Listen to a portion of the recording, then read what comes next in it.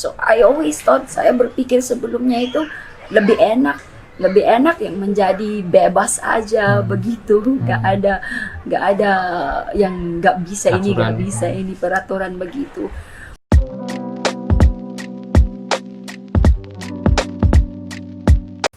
Assalamualaikum, selamat datang kembali di channel ini guys. Sorry beberapa waktu ini saya sibuk banget, jadi hampir semingguan saya nggak upload video. Dan kali ini ada waktu lagi untuk saya upload video, jadi jangan lewatkan ya guys ya. Karena pembahasan kita pastilah seru. Kali ini kita akan membahas tentang seorang mualaf yang bernama Khadijah. Dia ini mualaf dari Filipina yang katanya dia beragama Katolik lalu masuk ke agama sebelah. Sebenarnya nggak masalah sih, saya ulang-ulang juga bilang nggak masalah pindah agama itu. Tidak ada yang larang, itu hak asasi manusia. Tapi permasalahan dalam statementnya ketika dia menyaksikan atau ngomong tentang Kristenan, ada beberapa hal yang keliru. Dan ini harus diluruskan, kalau tidak ini bisa menyebabkan kesalahpahaman sehingga terjadi pemahaman yang mungkin negatif untuk agama yang sebelumnya, Katolik ataupun Kristen gitu guys. Langsung aja kita akan dengarkan videonya. Sebelum saya masuk Islam, saya melihat Islam itu seperti susah, agama yang susah, like banyak peraturannya begitu. So I always thought, saya berpikir sebelumnya itu lebih enak yang menjadi bebas aja begitu, nggak ada yang nggak bisa ini, nggak Aturan. bisa ini, peraturan begitu.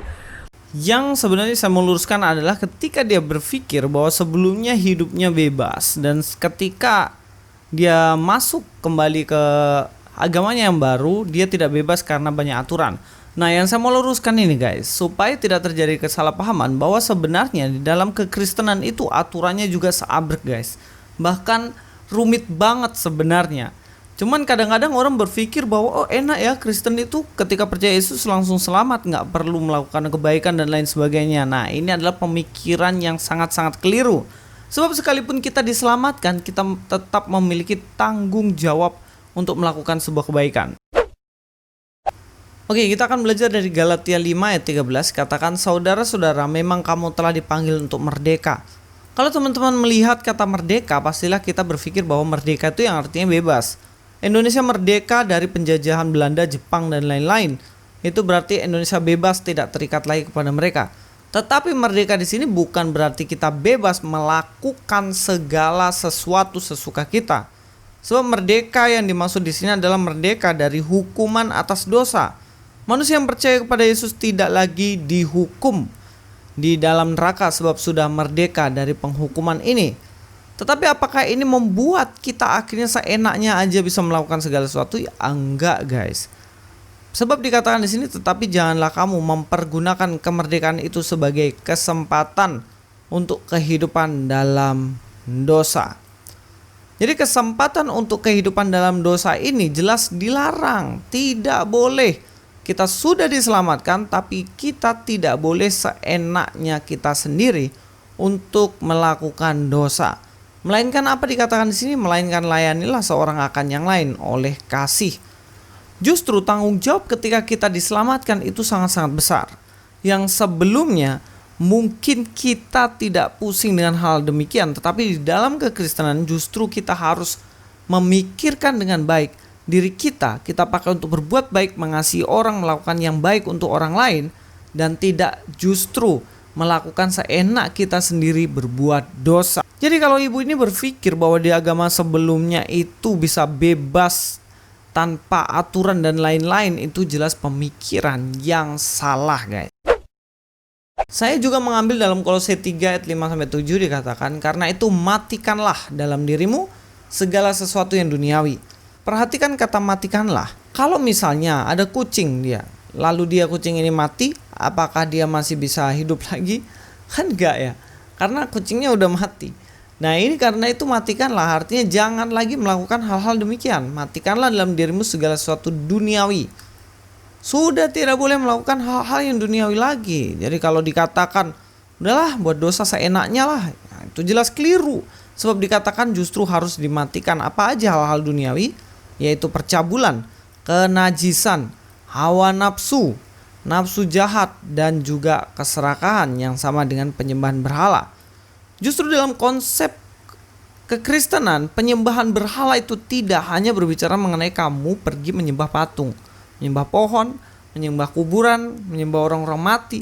Tapi penyembahan berhala juga berkaitan dengan kehidupan dalam dosa, seperti halnya percabulan, seperti halnya hal-hal yang seperti halnya hawa nafsu, nafsu jahat, serakah, dan lain-lain. Kalau misalnya kalian makan bersama-sama 2 orang gitu ya, sama temanmu, terus makanan temanmu kamu habisin sendiri, dia nggak makan, itu namanya serakah. Itu udah sama kayak menyembah berhala dan itu berdosa. Lalu bagian mana yang sebenarnya bebas gitu? Justru dalam Kristen itu tidak ada kebebasan, yang artinya kebebasan melakukan segala sesuatu seenak kita, sebab hidup kita juga terikat aturan-aturan yang justru sangat-sangat dalam dan banyak. Dikatakan ayat 6, semuanya itu mendatangkan murka Allah. Hukumannya, dahulu kamu juga melakukan hal-hal itu ketika kamu hidup di dalamnya. Lalu bagaimana jika ada orang-orang yang notabene dia adalah pendeta, dia adalah rohaniawan yang jatuh juga pada akhirnya dalam hawa nafsu dan lain-lain? Ya jelas, itu bukan ajaran Kristen. Atau sering orang berpikir ya, bahwa itu orang-orang Kristen yang mayoritas Kristen di Amerika, di Eropa, dan lain-lain itu, mereka hidupnya berantakan, penuh dengan hawa nafsu dan lain-lain. Kenapa kok begitu ajaran dari Kristen? Guys, itu bukan ajaran Kristen, itu oknumnya. Mereka melakukan itu. Kalau dicek dan recheck ke dalam Alkitab, nggak ada justru ajaran yang kayak gitu. Justru di Kristen itu ditekankan supaya kita memiliki nilai-nilai yang baik bagi diri kita sendiri dan orang lain. Kita lanjut ya guys. Dalam Kolose 3 ayat 8 ayat 10 katakan, tetapi sekarang buanglah semuanya ini.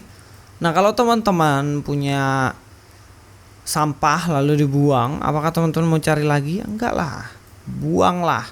Itu artinya semuanya sudah dibuang. Yaitu apa? Marah, geram, kejahatan, fitnah. Nah, yang suka-suka fitnah, dan kata-kata kotor yang keluar dari mulutmu. Jangan lagi kamu saling mendustai, jahi bohong-bohong, terus tipu-tipu tentang latar belakang, tentang kehidupannya yang seakan-akan wow padahal enggak. Nah, itu harus dibuang kalau dalam Kristen.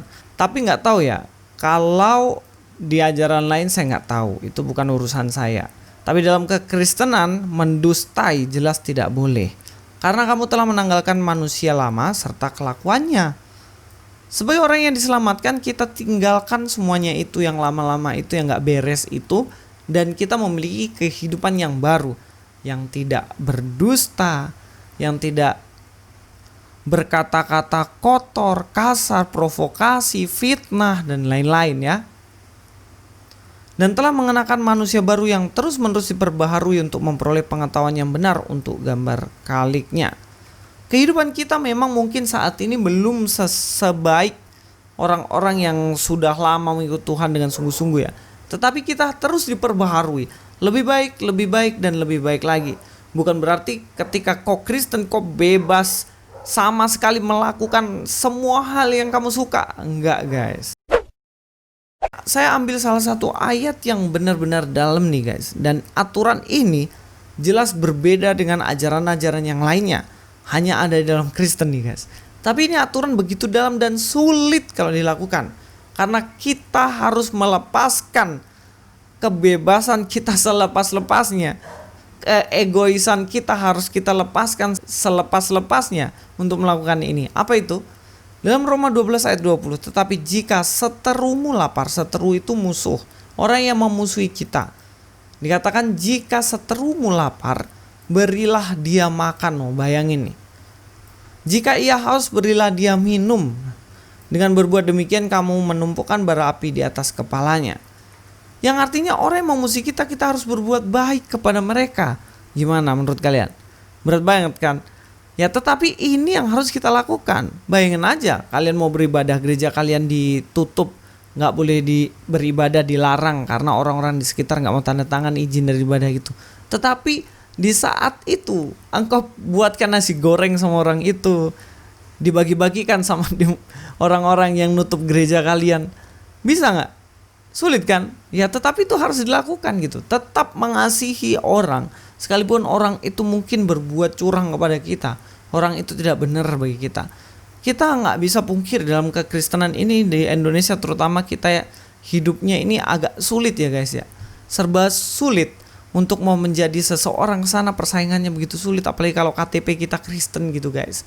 Kadang-kadang yang di tempat-tempat mayoritas kan yang Kristen, aduh saya pergi aja lah tinggalkan Kristen supaya bisa jadi PNS, supaya saya bisa kerja lebih gampang, nggak dipersulit gitu guys. Memang sulit kan guys, tetapi jangan lupa guys bahwa kita disitulah iman kita diuji. Untuk apa? Untuk kita dapat melakukan hal-hal kayak gini. Justru ketika kita bertahan di dalam kekristenan, kita harus semakin mengasihi orang-orang yang menghambat kita untuk bisa naik ke posisi yang mungkin paling tinggi. Dari beberapa ayat ini kita tentunya paham bahwa dalam Kristen tidak sebebas yang kalian pikir. Justru di dalam kekristenan aturan yang begitu banyak itu diperuntukkan bukan untuk keegoisan seseorang saja, laki-laki aja, tetapi diperuntukkan untuk kita semuanya supaya kita bisa saling mengasihi satu dengan yang lainnya. Terima kasih, itu saja yang ingin saya sampaikan. Luis Prasetyo sini. God be with you.